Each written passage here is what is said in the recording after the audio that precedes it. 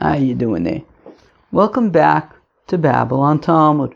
Today we're studying Daf Ayin Vav, Daf 76 of Masechta Sanhedrin. Friends, your friends. Okay. Today we are wrapping up the Yevamis over here. So hopefully it should be manageable. Yeah, honestly, it's really a half an Amud left. Let's say of Yevamis, and then we'll get up to a new Mishnah. I'm going to take off my sweatshirt, I think. I would like to go, I'd like to also do the next Mishnah and go a little bit past that. So hopefully that's what will happen. Alright, let's go, sweatshirt. Just do your thing. Go live your best life. Alright, here we go. Alright, so we're going to start. We've already done a chunk already of Ayin Vav Mud Aleph. So we're going to start on the Ayin Vav Mud Aleph, about 10 lines into the wide lines already, where it says Bito me'anusasu minayin. Bito me'anusasu minayin. Okay, so the pasuk. So there was a pasuk that we learned yesterday. Ervas bas bincha or bas bitcha lo segale ervason kervascha heinu. That pasuk is talking about Bito me'anusasu. That's his daughter from somebody who he's not married to, but it was through onus. They had a baby. So now the thing is, that pasuk specifically only mentions Bas bincha or Bas bitcha. It doesn't say anything about bitcha. Okay, so frag the Gemara, Bito me'anusasu minayin. How do I also know that, right? That his daughter me'anusasu, not just granddaughter, but also daughter, direct daughter, is also going to be a chiyuv sreifa. So Omer Abaye says, Abaye kal v'chomer. Well, it's logical. Al bas bitoy anush, al bitoy loy kol shekain. If for the daughter of his daughter he is chayiv sreifa, so then certainly for his daughter he would be chayiv sreifa. In fact, the Gemara, but do we punish based on logical arguments? Well, it makes sense to say that he's chayiv sreifa, because it makes sense to say we're just gonna be like, all right, let's just give him sreifa. Like, is that the way it works? Well, the thing is, galuye milsa ba'almu. The thing is, this isn't really a kal v'chomer. It isn't really logical. It's more like by definition. Right? Meaning it's not just that it's logical, like it just makes sense. It's the definition. Meaning, what's the reason to say that your daughter's daughter is bisreifa? Like, I don't know, you like, if you just have beer with like a random woman, it's not bisreifa, you're not chayiv sreifa, but your daughter's daughter is bisreifa. Why? Well, because it's the daughter of your daughter. Okay, so apparently your daughter, it's a problem to be with your daughter, and therefore your daughter's daughter, right, and therefore your daughter's daughter is also a problem. Right? The whole reason why your daughter's daughter is a problem is because your daughter is a problem, right? To have beer with your daughter. So therefore, it's kind of like by definition, right? If the whole reason why the pasuk says that your daughter's daughter is b'sreifa, it basically, it's understood that it's because your daughter herself is b'sreifa. Rava Amr says, Rava Amrli Rabbi Yitzchak bar Avdimi Aseh Hena Hena Aseh Zima Zima. It's like we saw yesterday. Well, it says in that pasuk by Anusaso, it says Heina. It also says in the pasuk by the warnings, Heina. And then in that same pasuk, it says Zima. And in the pasuk by Sreifa, it says Zima. So be'etzem, we link the Anusaso to Sreifa to say that just like over there, right, just like by Sreifa, it includes your daughter. So here also it include Bito me'anusaso, through the Kal V'chomer links, through the Gzer Shava links. Tani Avud Reb Oven, the father of Reb Oven, taught that because the pasuk doesn't say anything about Bito me'anusaso, it says Bas Bito, Bas Bino, it doesn't say anything about Bito me'anusaso. So Hutzach HaKosav Lomer Uvas Ish Koin, right? In the pasuk of Bas Koin Shezinsa, which is of course Bisreifa, it doesn't say Bas Koin ki seicha liznos. It says Uvas Ish Koin ki seicha liznos. The word Ish is extra. Where am I? So where am I? Hutzach HaKosav Lomer Bas Ish Koin. Ima Bas Koin hi Bisreifa ve'ein bay'ala Bisreifa. And just like a bas koin, if somebody sleeps with a bas koin who's married, so then she is chayiv sreifa, but the person who sleeps with her is not chayiv sreifa. It would be, if she's a Eshasi, she would be chenek. If she's a Nari Marosa, it would be skila. So abito me'anusaso, So then what we learn out from the extra word ish is that it's also coming to include ish bito me'anusaso, right? That kilu, it says bas ish kohen kisechel liznos es avia hi mechalel. So it says if she's right, so bas ish kohen kisechel liznos es avia, that if she has bia with her father, so kilu, if a person has bia with his daughter, so then it is a chiyuv sreifa. So he b'sreifa and be'ala b'sreifa. So then she will be chayiv sreifa, but he will not be chayiv sreifa. Omar Bai says Abai. Okay, but we see that she at least is b'sreifa. Omar Bai says Abai. Omar Kor, the pasuk says esavia he mechaleles mishi mechaleles esavia yotzes azor shavia mechalelo. So Abai says meh. We don't learn it from that pasuk because that pasuk says esavia he mechaleles, that she is being mechalelim. Kilu, if she's an eishasish, if she's a married woman, and then she has bia with some other person, so she's like causing disgrace to the family, and she's embarrassing her father, and people aren't going to respect him anymore. So she is being mechalelim. But in this case, if he sleeps with his daughter, then he is being mechalel her. He's sleeping with her. So therefore, we need a case where she is being mechalel him. Therefore, it can't be talking about a father who sleeps with his daughter. Right? Yotzes hazor shavia mechalelo, whereas the father is being mechalel the daughter. Rav Amar says, Rav B'Shlomo Hasam afikte medina de bas kohen v'ukimta adina de bas Yisrael. Hoch adina de man mukmas lei, adina de pnuya mukmas lei. So Rav's problem with learning it out from Ubas Ish Kohen is that, okay, I understand that a person who sleeps with a Bas Kohen who's married, or engaged, so then we say, okay, she gets Sreifa, but he doesn't. So what does he get? Okay, well, if she's a Eishes Ish, he'll get Chenek. If she's a Nari Marasa, he'll get Skila. But he'll get something. She'll get Sreifa, and he'll get either Chenek or Skila, depending on the circumstance. The thing is, if we're talking about a father sleeping with his daughter and we're saying that she gets Sreifa and he doesn't, well then what does he get? Because the issue here has nothing to do with the fact that she's married or engaged, even if she's a Pnuya. The problem is that it's a father-daughter thing. But if we're saying what's the punishment? Well, her punishment is Sreifa. What's his punishment? We don't know. So, right, meaning if we're saying that we're not treating it like a Bas Kohen, which is B'Sreifa, well then what is it? And it can't be that he gets nothing. So therefore, it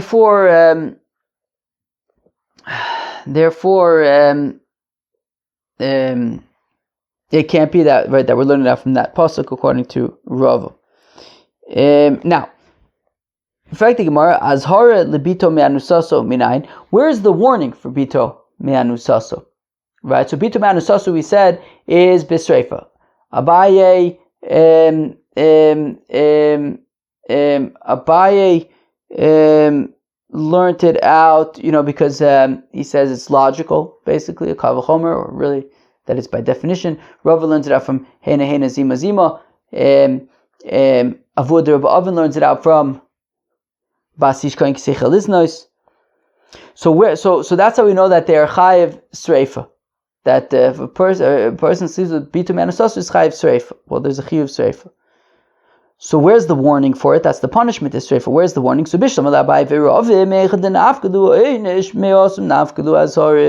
So I understand according to Abaye and Rava, basically the same way that they learn out the punishment would be this. That's where they would learn out the warning. Kilu, according to Abaye, he would say, well, how do you know that you're chayiv sreifa for bitum anasos? Well, if you're chayiv, the pasuk says you're chayiv for Bas Bino, right? Bas Bino and Bas Bita. So of course you also chayiv for Bita, right? And in the same way that we learn out the Azhara for, and in the same way that we learn out the Azhara for Bas Bino and Bas Bita, so the same thing would apply to Bita. Kilu, it's all the same. It's all the same stream that they're all coming from the daughter. Kilu, if the daughter's daughter is chayiv, then the daughter is chayiv.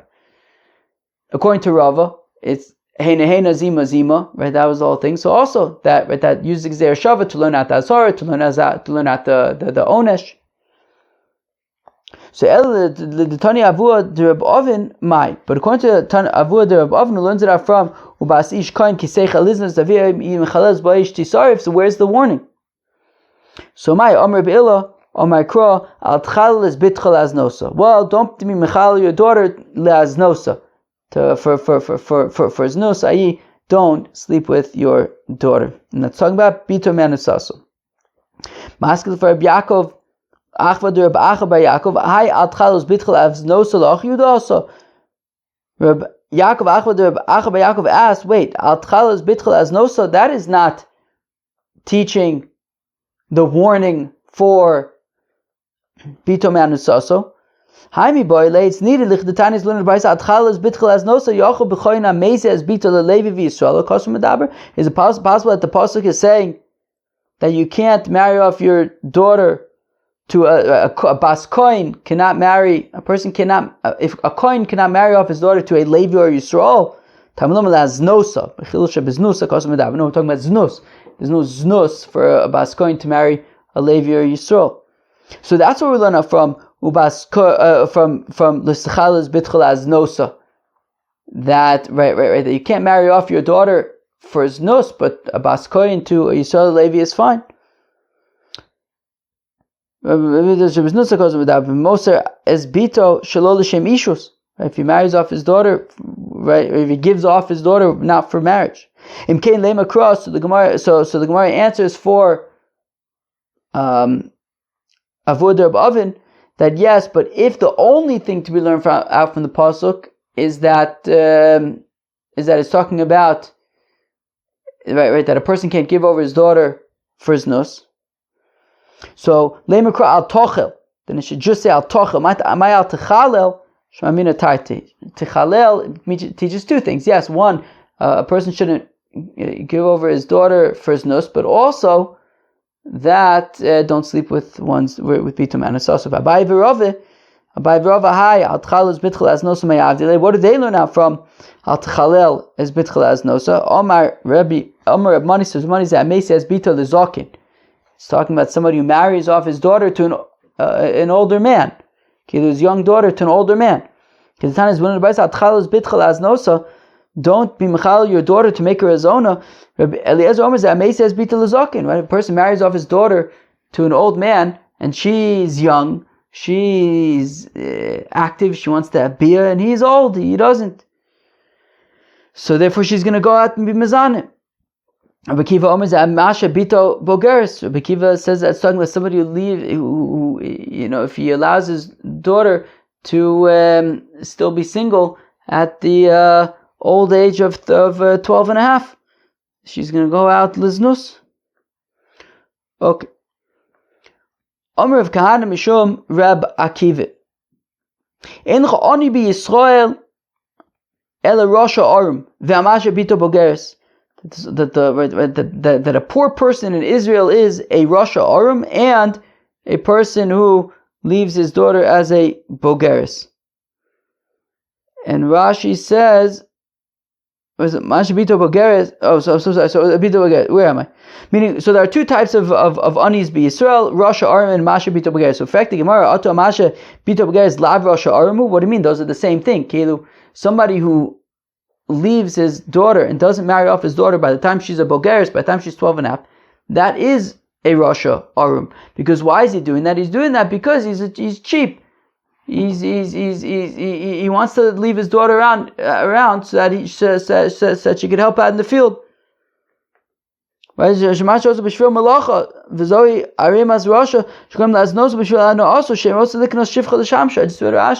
I don't necessarily the field, but Kilu, he's too cheap to buy a shivcha, so he leaves her around to work in the house.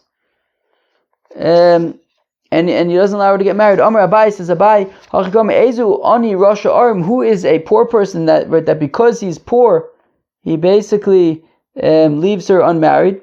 Zamasha Bito Bogeres, that is somebody who leaves his daughter as a Bogeres and doesn't marry her off. Amar of Kana Mishum Abakiva, Havizar Mina Ya'atzch Lefidarko. Be careful around, be suspicious of somebody who's giving you advice that benefits himself. Right? If somebody's giving you advice that benefits themselves, then be suspicious. Amar Yehuda, Amar Amezi as bita lezakin, a person who marries his young daughter to an old man. V'amezi isha livno kohen, and somebody who marries a woman to his minor son. And somebody who returns, who does a shavas aveda to a Gentile. All of that you're merging satisfied with thirsty, right? As we said a minute ago, if a young girl is thirsty for bia, if you marry off to a zaken who is satiated already, or if you have a woman who is thirsty for bia, but she's married off to a minor who he's not yet in the parsha of bia, he's not attracted in that way yet, a Gentile is referred to as satiated, as opposed to Yid is referred to as thirsty. Right? As Rashi says, right?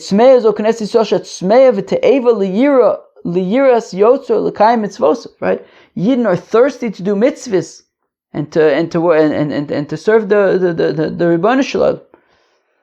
So in all of these cases, we're talking about merging people that are thirsty with people that are satiated, and it's not a good shidduch. It says lo yoiva Hashem sloyach lo. Meisvev contradiction. Ha'oyev es ishtoi kigufo, somebody who loves his wife like his own body. V'mechabdo yosim kigufo, somebody who's mechaber even more. What does Rashi say? Ha'mechabdo b'tachshit noin, with nice jewelry and stuff. V'amadrich banav uvnosav b'derech yishar, and somebody who guides his sons and his daughters in a straight path. V'amasiyan somach lefirka, and somebody who marries them off close to their, close to them becoming an adult. You should know that your tent is peaceful, and your house will be good. There will be no sin. So we see that somach lepirka, meaning they're still ketanim, and we're saying that that's a good thing. But we just said marrying off your child who's a kohen is a bad thing. Well, samach lefirka in China is different. If it's close to when they're going to be an adult, then it's okay. If you marry off your minor son, what's the problem with marrying off your minor son? Well, if his wife is going to have bia, but he's too young to be interested in bia, well, then she's going to go out and be mizana. But if it's samach lepirka, and if it's, let's say a few months away to him being an adult, well then, she's meaning the problem is that eventually she's going to be like, all right, I can't deal with this. But if it's only a few months, she won't get to that point where she's like, I can't deal with this, because soon enough he'll catch up and he'll be interested in bia, and everything will be resolved at that point. Somebody who loves his neighbors, and somebody who brings close his relatives. Somebody who marries the daughter of his sister. And somebody who loans a sella to a poor person when that poor person needs it. Allah because of Omer, Pasuk says about that person, Oz Tikra Ba'Hashem Yaina, that the person will call out and the Ribbon Shalom will answer. Okay, now we are rapid. This is the final stretch before we get to the next Mishnah. It's the final shtickle of Yevamis over here.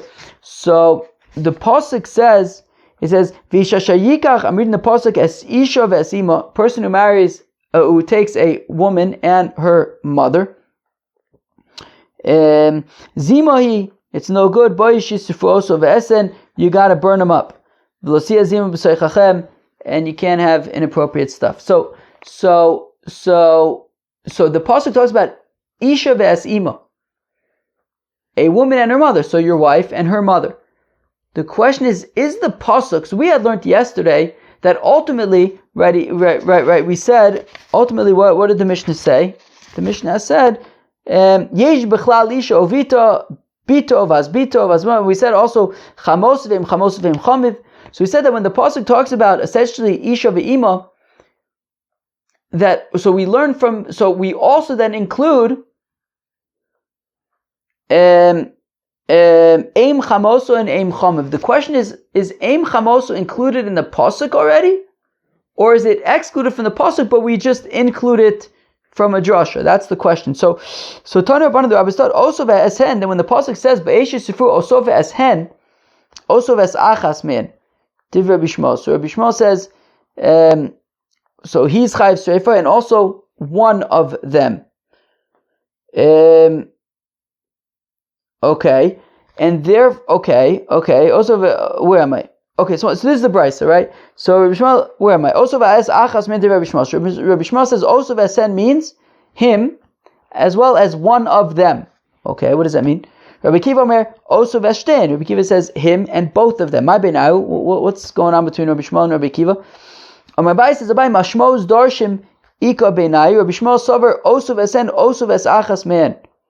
Shekain b'lashon yivani karin la'achas heina. That says Abaye. The machlokes between Rabbi Shmuel and Rabbi Kiva is how do you understand the pasuk? Rabbi Shmuel says, well, the word eshen, hein in Yevonis means one. So also eshen means one of them, i.e., the pasuk is only teaching about the mother-in-law. That the Mida Oraisa, he's chayav sreifa, and his mother-in-law is chayav sreifa. Mida Oraisa, aim chamoso is not included. Ve'im chamoso midrasha asya. Aim chamoso is learned in the Mishnah. It says kayotze, right? What was it? Kayotze badavar or whatever. What was the pasuk says? It says v'yesh bechlal isha ovita, and then included aim chamoso. So from the drasha. Where am I? Rabbi Kiva sover also v'asen also v'ashtein. Whereas Rabbi Kiva says also v'asen means esen means both of them. Who's both of them? Chamoso and aim chamoso. Ve'im chamoso hacha ksiva, and therefore aim chamoso is taka in the pasuk. Eshen comes to include aim chamoso.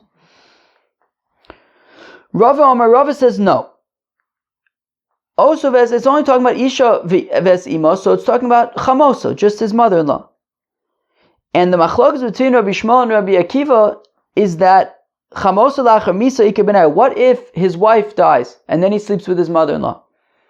Is he chayiv streifa for that? So according to Rabbi Shmuel, it says esen es achas man. Even if only his mother-in-law is alive, he would still be chayiv sefer. Whereas Rabbi Akiva says also ves shtein aidei, he would only be chayiv sefer for sleeping with his mother-in-law so long as his wife is alive. If both of them are alive, his wife and his mother-in-law, then he'll be chayiv sefer for sleeping with his mother-in-law. But if only his mother-in-law is alive, his wife is dead, so then he will not be chayiv. Rabbi Shmuel saver chamoso la'achar misa b'streifa. Rabbi Shmuel says achas man, that even if only his mother-in-law is alive, his wife is dead, still it will be chayiv streifa. Rabbi Akiva saver isur ba'amo. Whereas Rabbi Akiva says that no, it would just be an isur, but you wouldn't be chayiv sreifa for it. You would, in order to be chayiv sreifa, you would need both the mother-in-law and the wife to be alive. But if the wife is dead and you sleep with the mother-in-law, you would not be chayiv sreifa according to Rabbi Akiva. Okay, so what time is it? Oh, good. Okay, I'm doing okay. Okay, so now we get to the next mission of Elu Hein Hane'erogen, and these are the people who get their heads sliced off. Harotzech, a murderer, right? Somebody murders somebody else, slice off their head. Maybe slice off the head of the murderer. V'anshir hanidachas, as well as the people who live, the dwellers of an ir hanidachas, all the people's heads get sliced off. So a murderer who hits the victim with a stone or with iron, or somebody who suppresses the victim's head in water and drowns them, or suppresses the head in fire and burns them to death, and the victim is unable to get out of the water or the fire, and he died, chayiv. So the murderer is chayiv because he directly killed the victim.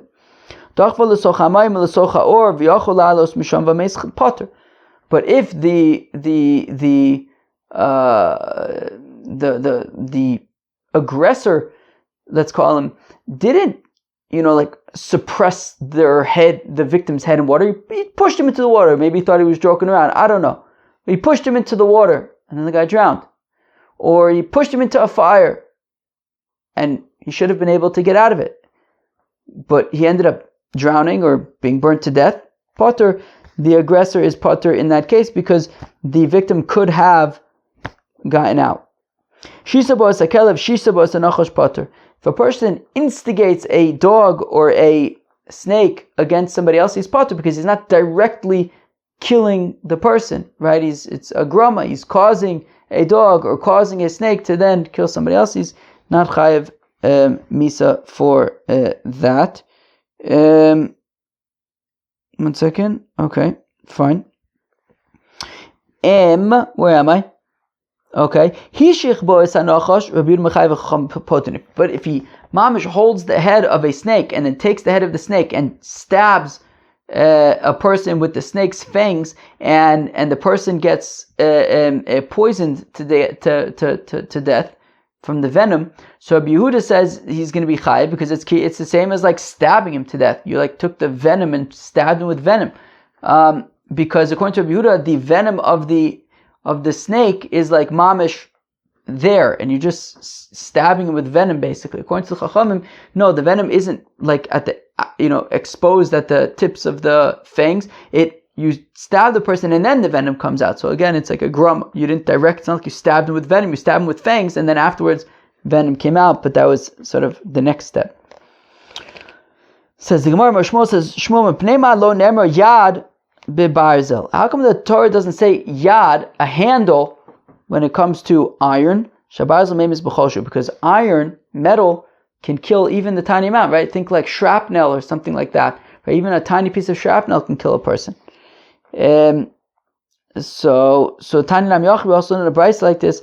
Rabbi Yomi says, Rabbi Golav Yadu Lefnei Misha Omer Vaya Olam. It was revealed before the Rebbeinu Shalom Shabarzel memes b'choshu, that metal can kill even with a tiny amount. Therefore the Torah did not give an amount, a size, a shear. But that's talking about piercing somebody, right? So in terms of like piercing somebody, yeah, like even a tiny piece of shrapnel can kill somebody. But if we're talking about, if he takes like a metal pole and he's beating somebody with it, well then that would need to have a size. That was Daf Ein Vav Masechet Sanhedrin. We finished the first Mishnah of Elon and Israfin. I think it turned out to be not as difficult as I remembered it. I mean, it wasn't the quickest thing, but I remember it from 20 years ago as being the hardest thing I've ever done, which it may have been at that time. But we did this pretty quickly, 2 days. The Yavamis is over, and then we got to the next Mishnah talking about slicing off people's heads. Have a good one. Peace out.